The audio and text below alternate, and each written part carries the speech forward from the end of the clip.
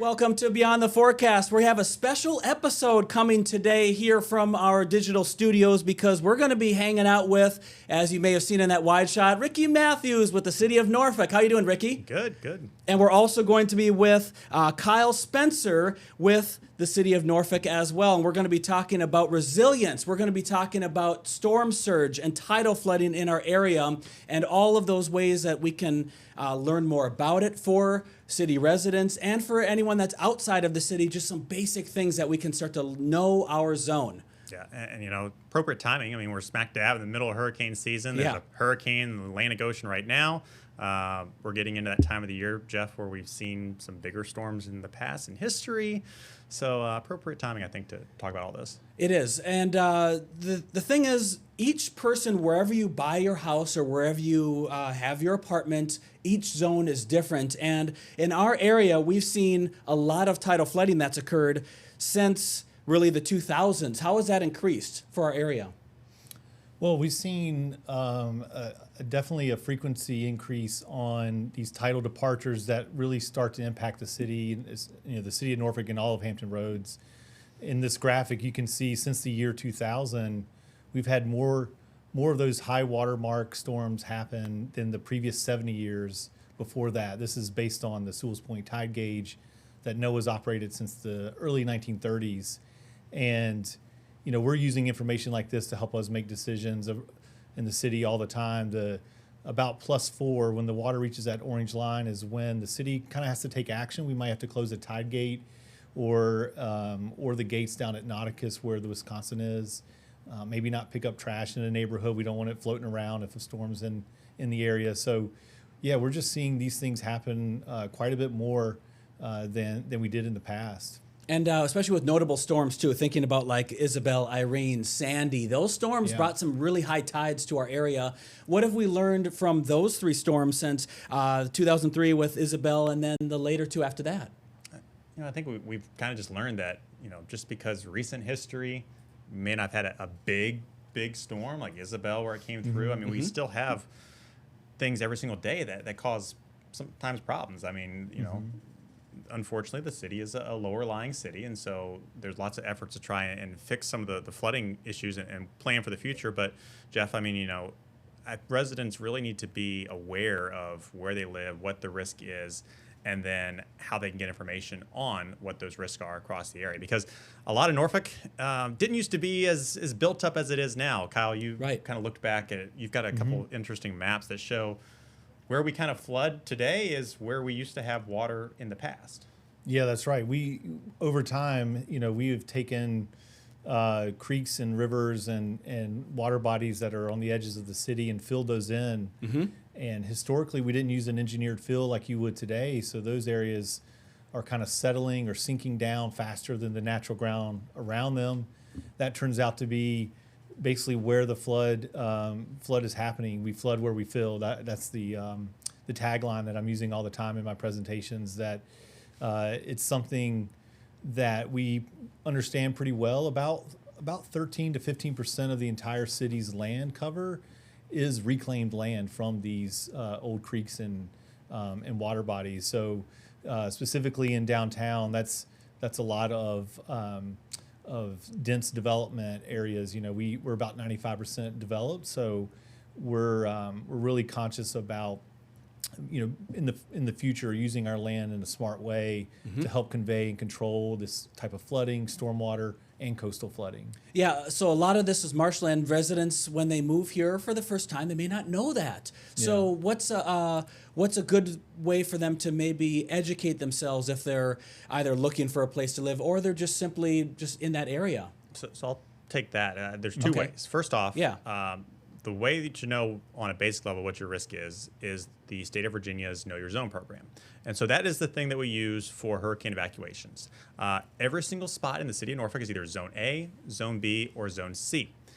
There is a Zone D on the system, and there's actually no Zone 2, but once again, the city is a lower lying city right at the coastline, and so nowhere in the city is not a flood zone or a hurricane zone. So every single resident really just needs to know what their zone is. You can go to knowyourzoneva.org, and type in your address. It'll tell you you're in zone A, you're in zone B, you're in zone C. And it starts at zone A, which is the higher risk zones. Then it goes to zone B, which is still a flood risk. Then zone C, and then zone D. So the risk in terms of the likelihood of you having flooding in your area decreases a little bit as you go from zone A to zone D. However, we've seen storms in the past, as we kind of talked about and showed on that chart earlier, that have caused flooding outside of zone A or outside of zone B. And so it's important that even though you may just live in zone C, that you have a plan. And that doesn't mean you always have to, if you live in zone A, every single time there's an evacuation, you have to leave the entire city. We don't want to say you have to leave the city, right? You just go into a different area where there's a lower risk for flooding. So that means maybe going from zone A to zone B, or going from zone A to zone C, just to get out of that flood water, because that's what we're trying to prevent. It's deaths in the floodwaters. Most flooding deaths in a hurricane either come from the rain that falls and then people driving cars into them, or from storm surge, where they're at the coastline and they stay in the areas where the water is going to rise due to the combination of the wind of the storm pushing that water in as it moves into the area, and then the water coming sometimes at either high tide or low tide. When a hurricane hits a low tide, that's the best case scenario, because you don't have that extra astronomical tidal departure. But when that hurricane hits a high tide and you put that storm surge on top of it, that's when we see some serious issues. And if we have a tide that occurs with a full or new moon, that can make that tide a little bit more swollen or higher than as well. So there's a lot of different things here. So when we get flooding here in Hampton Roads, we don't have a very or big topography in our area. It's relatively flat, especially through the city of Norfolk. There's only one mountain in Hampton Roads, and you know this old joke, this is Mount Trashmore. That's the only mountain in the area. But basically, we don't get water that's moving rapidly with flooding. We get water that comes up. Right. And we were talking before the show, Kyle, that the water's not coming up racing from the riverbanks and pushing in. It's coming from other spots. Right. Sometimes the water will actually flow backwards through the stormwater drains and come out into the streets where those inlets are. So it's sort of reversing flow, if you will. And that, so if you could imagine, most of these storms, we get quite a bit of rainfall. If a hurricane's coming, we're expecting, at least several inches of rain to come with it. If that pipe is full of river water because of a surge or a full moon tide or something like that, it doesn't have anywhere to go, so it just exacerbates the problem. It just makes the water kind of stack on top of itself. And so you can see flooding, in some cases, a mile from the shoreline, and it's really just because of that backflow phenomenon that we're talking about. And we've measured this. We've put sensors in our pipes, and we knew this anecdotally for years, but we've actually tried to measure it, and we've seen in some cases those pipes are at 50% capacity all the time because it takes so long for them at low tide to drain out. They don't fully drain. Next high tide comes in. So it's almost staying in there all the time. So when rain comes, the pipe isn't at full capacity. It's maybe, let's say, halfway. Then you're seeing, just more flooding on the streets and things because the pipes are at capacity. Yeah, I didn't think of it like that. So the pipes, because we just see the pipe, the water goes down and off it goes, but that's not always the case. The pipe could be half full. Yeah, of That's river interesting. water. Yeah, of river water. Yeah, and there's things you can put in the ends of the pipe to mitigate that, to prevent it from happening. But those, those have their pros and cons. Some of those get stuck in the wrong, position or opening. A soda can or something like that could cause a problem. We've tried many of these, and a lot of our pipes are really old, so they don't easily fit those. We have to almost replace the pipe in order to put those types of preventative measures on, and it's just very expensive, right? So we can only do so much of that each year. So we have a program and a plan for it, but it's just slowly over time we'll get there, but it does take a long time. Okay, there's a lot more things we need to talk about. I know we have the phrase that we've always used: minor, moderate, major flooding. There's a great resource as well in the Titan system that we're going to talk about too, coming up in just a little bit. So stay tuned. We have some really neat resources that you can check out, and we're going to teach you some more. Stay tuned. We'll be right back.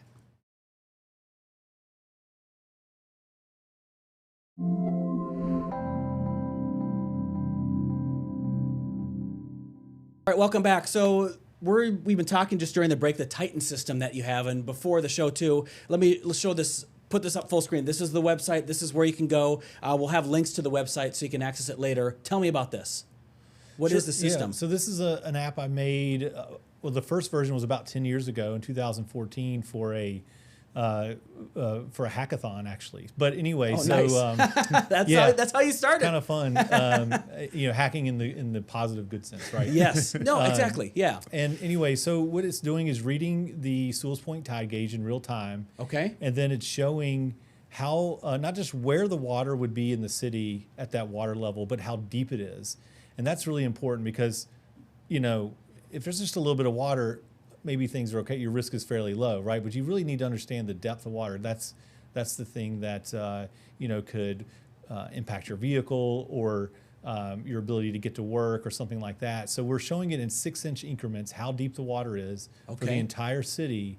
And this is based on high resolution topography data. It's called, LiDAR. Folks have probably heard a little bit about that because a lot of vehicles have it. Your Tesla's using LiDAR to get around the city, looking at things all the time, measuring distances. And so it's a high resolution way to measure something. And so we have really good, accurate LiDAR data that shows what the ground elevation is, and then we just emulate the flood for those 6-inch increments all the way from 0 to 10 feet of flooding. So, I mean, even some people's home robot vacuums have LiDAR now. Yeah. So, I mean, it's everywhere. Yeah. It's becoming everywhere, and it's a great tool, and in this case, it's great. The one thing I really like about this, so we'll go through some of the flood stages here in a bit, but you can type in your own at the top. You can also choose events, and you can even increase that from, for example, Isabel. So if we click on Isabel, now we have a map that shows the flooding from that event, which was a big event for Hampton Roads. Yeah, just the tidal flooding, right? So the Isabel tidal did flooding. have some rain. So you could add a little bit to that if you wanted to kind of see what the rain would look like. Because remember, the drains aren't working well when the tide's that high. So 6 inches of rain probably stacks up right on top of it. And Jeff, if you can zoom in to where it says eastern branch of Elizabeth River and then kind of the downtown area, because this is going to lead us into part 3 of what we're going to talk about today, which is what we're doing to try and fix some of these areas that did flood during Isabel and historically do flood. You'll see an area like near Grandy Park. Look at how high the water was in some of those areas. Or towards Harbor Park, how high the water was in those areas. Even the downtown area. There are some floodgates and flood walls already in downtown Norfolk that try to alleviate a little bit of this, but they're only so tall. And when the water comes up so high, Kyle, do you remember what the number is? I think it's 8 feet of tidal level for those, maybe? For the downtown the existing downtown flood wall is 11 feet tall. 11 feet, okay. 11 So feet. I actually removed the so if you notice, like MacArthur Mall's not flooded because I removed those. Those are very low-lying areas on the ground, but the wall is stopping it from happening. So in this application, I removed those flood spots. But you see like the Hague once again. And so all these areas in downtown that have flooding risks. And then if we zoom out a little bit more, Jeff, and we'll go north towards Lafayette River. Okay. You can see areas through there that also have a big history of flooding, areas toward Larchmont, Edgewater, that, people who live in that area know that when the tide comes up, they're not going to be able to get out their street. And you can see why during Isabel. But if you, even on just some minor days, what we consider minor tidal flooding. So if you type 2.89 into that level, which is going to be a little different than what you may hear Jeff talk about on TV. On TV, they usually give the height and mean, lower the water. And so this is the NAVD88, which, Kyle, you know way more about this than me, but basically it takes out that tidal departure every single day and makes it kind of just almost above ground level. Is that correct? Yeah, so I like to explain it this way. You take low tide, you take high tide, you meet in the middle, call that 0. Okay. That's mean sea level, which is basically an equivalent to NAVD88. And so where we live. That level there that we were saying is going to be a little bit lower number than what Jeff would say on TV. You would say like 4.5 mean level of water. And so when you put 2.89 in there, that's minor tidal flooding. And if you go back to the map, I'll show you. I mean, you can see there's some areas that already have some issues just on a minor Richmond tidal Crescent flooding. right Yeah, there. and that's just for the Lafayette River. I mean, outside of that area too, there's other spots. Yeah. So, Yeah, down by the Hague, it's more. we have these really cool resources that show us places that are going to flood. And then we try to notify people that there's going to be flooding in the area.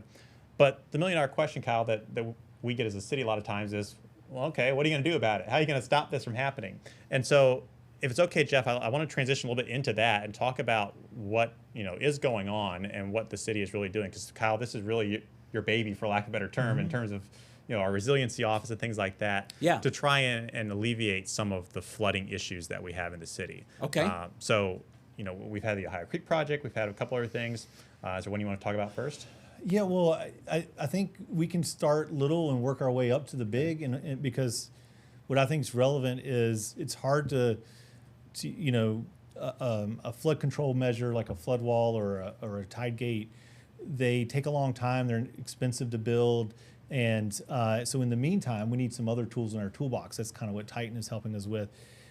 We also have a way for folks with a smartphone to see where flooding is in real time using the Waze app. So Waze is a free navigation app, and you can use that in our city to alert you where flooding is.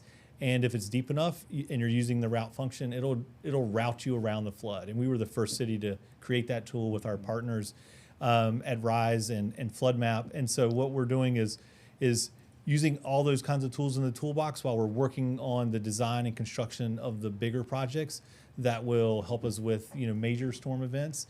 And for these more minor and smaller types of events, we're making raising bulkheads a little bit. We're doing some living shoreline projects and things like that. Is this the Ohio Creek project? Yeah, that the you're talking Ohio about? Creek project Okay. is one that really is multifaceted. It covers really everything you could really want in a community as far as resiliency goes. So we've raised the road on the left-hand side of this map out of the floodplain. We moved it to a safer location. It went through an industrial park. We've added amenities like walking trails and bike trails.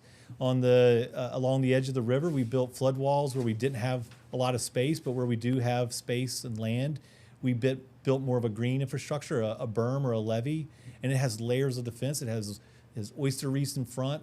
It has a living shoreline behind it that has a nice gradual slope, allowing it to migrate upland with sea level rise that we've been seeing, and then a levee or a berm to just literally hold back a storm surge, and that can hold back a 100-year storm plus 2.5 feet of sea level rise. So we've built it in a way to last, at least 75 to 100 years. It's designed to hold back that. You sent me some aerial photos here. Do we want to look at those? Those probably tell it better. Yeah. Yeah. So tell me what we have going on right here. Okay, those are pervious pavers. The red stripe in the middle of the road. Okay. And the gray stripes. Those are bricks. It was an old historic brick road. This is a historic community. And the residents picked out those colors in the pattern, and the bricks allow water to pass through between them and get stored underneath the road. So the road's not flooded. It goes into like a storage basin underneath. And so we did 3 city blocks. This is the first time we've done pervious pavers at that scale. This is a fishing pier on top or connected to the berm. So that walking trail you see is a levee or a berm, and it's right next to this pump station, and we provided public parking there, so you can go out and fish, and then you can take refuge. Maybe the next slide might show the actual pump station, but there's an overhang with it where you can charge your phone and take shelter. But it also is designed to look like the neighborhood. We wanted the pump stations to fit the character of the historic neighborhood. There's things like bioswales in that neighborhood along the side of the streets that collect the stormwater and filter out all the bad stuff and things like that. So it's a really comprehensive approach. And then one of the cool parts is this new park we built. It has under drains in it that allow the water to drain off of it quickly, so it goes back to a playable surface quickly. It used to just be a soupy mud kind of muddy spot for for a couple of days after rain. Now you can play on it probably the same day or the next day. And then we opened up an old creek. So as we showed it earlier in the segment, all these creeks have been filled in and boxed in with pipes. We've peeled the lid off, opened it up, and allow it to more naturally flow like it used to, like that memory that it has. These are techniques we learned through our Dutch dialogue exercise we did about 10 years ago. We brought in experts from Holland to teach us how they've lived with water for the last 50 to 70 years. And so this is a good example project where we're showing how to apply all those different tactics to build resilience in the city. I mean, I could even say that the images that we looked at here would improve the neighborhood, makes it look even nicer. Much more vibrant, much safer, and for flooding, but also just we expanded sidewalks, made better walking and bike trails, so you're not in the roads. I mean, we try to think of everything, and really a lot of the credit goes to the community. They picked out a lot of these things. We had 40 meetings during the design and grant. It was a big grant, and during the grant application, so the residents themselves really have their fingerprints all over this project. We're going to take another quick break, and we have some more to show, especially where we can learn more. We're going to go through that once again, so stay tuned.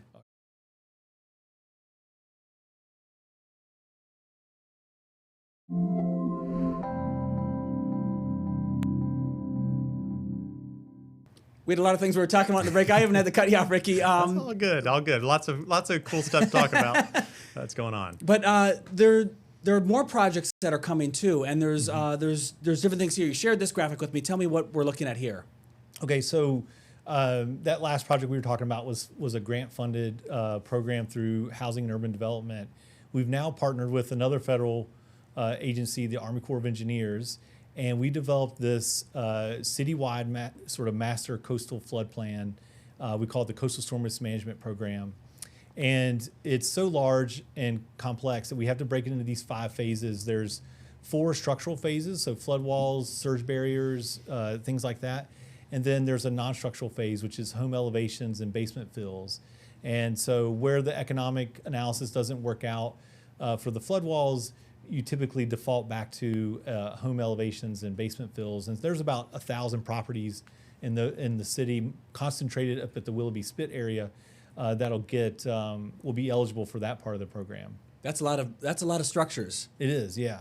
So this is not just something that we've identified where, but we also have a rough idea on a timeline, don't we? We do, yeah. I mean, as you could imagine, it's going to take us at least a decade, and a lot of this is dependent on funding. So the Infrastructure Investment and Jobs Act gave the federal government $400 million to get going, and we're going to match 35% on top of that. So we've got phase 1A and 1B basically funded. We're finishing design as we speak with 1A, and 1B is started. But if you can look at the graphic here, we're going to be working on this well into the 2030s.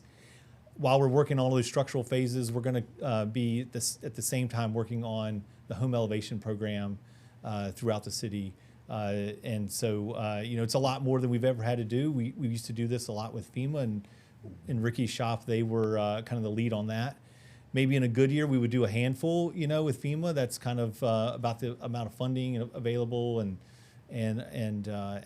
with this program, we're going to need to be doing 100 a year or so. We used to do, I think we have a couple that are still in work from previous years, but it was usually like 4, 6, or 7 properties, and that was it. And what your office is doing, and what this project is going to allow us to do, is do many more, hopefully, at one time. And not have that process where you have to wait several years to get the results. Exactly. Because tidal flooding and storms don't wait for us. There's a risk every single year, and I'm very happy that things are being done now, and really the city's trying to pave a path for the future here through the mitigation efforts, through education, and through just understanding that we are a coastal community, and it comes with some risks, but there's things that we can do to mitigate our risks. If I was a resident of the city of Norfolk, I'd be pretty excited because there's some good things that are going on. And Kyle, I don't know if you can talk more about this real quick, but 30 seconds. Okay, may lower our cost for flood insurance one day, right? Right. So we're already a CRS community in the National Flood Insurance Program. Everybody gets 25% off their premiums. Once this project's done, we expect that to go to a class 1, which would be up to 45% off your flood insurance premiums. And phenomenal. And your actual flood risk will be drastically reduced. I mean, so people are saying, they got construction going on, but at the same time, this is going to save me money. And this is what we're doing. So this is what we're trying to figure out. So thank you for both coming in. If there's, we're out of time now. If there's more information, where can they go real quick? About the big project, resilientnorfolk.com. Okay, perfect. And thank you, Ricky. Yep. Thank you, Kyle, for coming in. We'll keep you updated on Beyond the Forecast. And if there's any of those big storms coming, we'll also let you know what that tidal flooding will be. Have a good day.